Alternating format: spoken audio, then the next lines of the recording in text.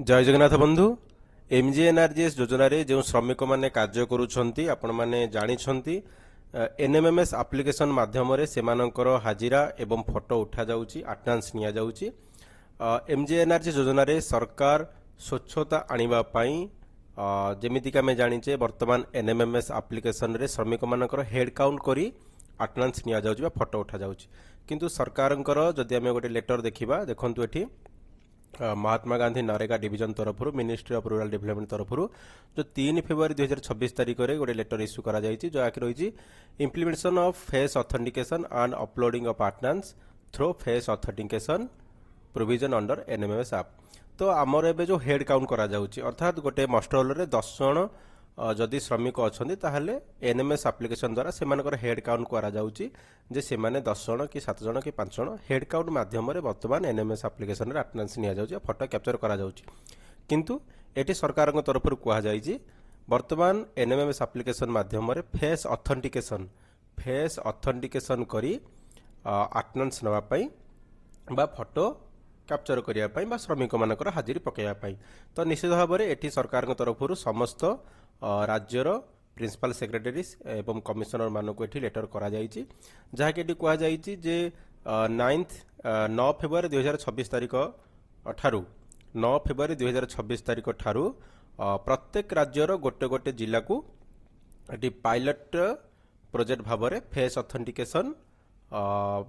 Start करिया पई NMS application रे गोटे गोटे जिला को पायलट जिला भाव में नहीं फेस ऑथेंटिकेशन आरंभ करिया पई। तो आम यदि ओडिशा कथा देखिबा ओडिशा रे हमर वर्तमान स्टार्ट होई जिवो कम दिन भितरे। तो आज हमर 11 तारिख जदि आम देखुचे हमर एठी 11 तारिख अछि हमर एठी फेब्रुआरी 11 तारिख। तो निश्चित भाव में सरकार तरफ जेहेतु इश्यू करा जाइछि जे 9 फेब्रुआरी 2026 तारिख ठारू समस्त राज्यर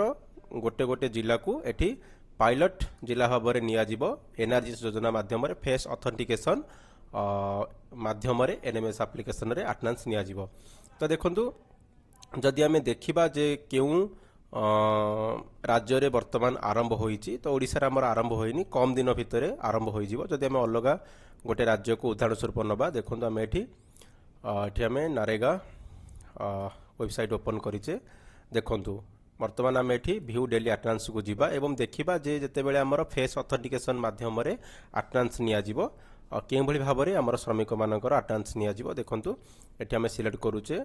उत्तर प्रदेश सिलेक्ट करिबा काहेकि उत्तर प्रदेश रे वर्तमान आरंभ होई जाईची। तो एठी आमे उत्तर प्रदेश सिलेक्ट करिबा आमे एठी उत्तर प्रदेश सिलेक्ट करूचे काहेकि आमे ओडिसा रे जेहेतु स्टार्ट होई नाही कम दिन भितर स्टार्ट होई जिवो। उत्तर प्रदेश रे एठी हमर जो जिल्ला रहिला देखंतु उत्तर प्रदेश रो एठी अछि बाराबंकी जिला जो रहिला एही जिल्ला रे वर्तमान पायलट जिला को पायलट जिला भाव में निया जाइछि एही जिला को एवं एठी आधार सॉरी फेस ऑथेंटिकेशन माध्यम रे एनआरजीएस श्रमिक मानकर अटेंडेंस निया जाउछि। आमे कोनोसी भी एक ब्लॉक एठी सिलेक्ट करिबा जेमिति एठी बांकी सिलेक्ट करूचे तापर एठी एठी देखंतु नंबर ऑफ मास्टर ऊपर क्लिक कले